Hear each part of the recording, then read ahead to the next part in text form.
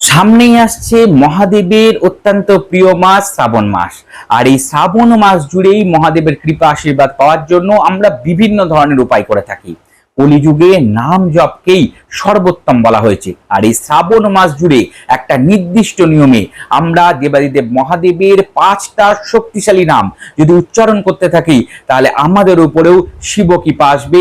আমাদের জীবনের বিভিন্ন ধরনের সমস্যা থেকে আমরা নিস্তার লাভ করব মহাদেবের কৃপা আশীর্বাদে। বন্ধুরা, এই 5টা নাম আপনাদের উচ্চারণ করতে হবে সকালবেলা ঘুম থেকে উঠে সবার আগে, এবং রাত্রে যখন আপনারা ঘুমোতে যাবেন তখনও এই 5টা নাম আগে উচ্চারণ করবেন এবং তারপরে আপনারা ঘুমোতে যাবেন।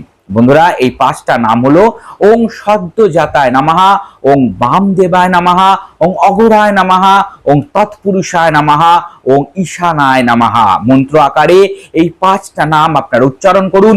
এই 5টা শক্তিশালী নাম শিবের 5টা শক্তিশালী স্বরূপকে প্রতিনিধিত্ব করে, যাদেরকে একত্রে বলা হয় পঞ্চানন।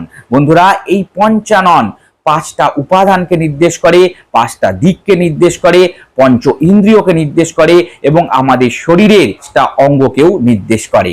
বন্ধুরা, যদি এই পর্বটা আপনাদের উপকার দিয়ে থাকে তাহলে কমেন্ট সেকশনে লিখুন হর হর মহাদেব।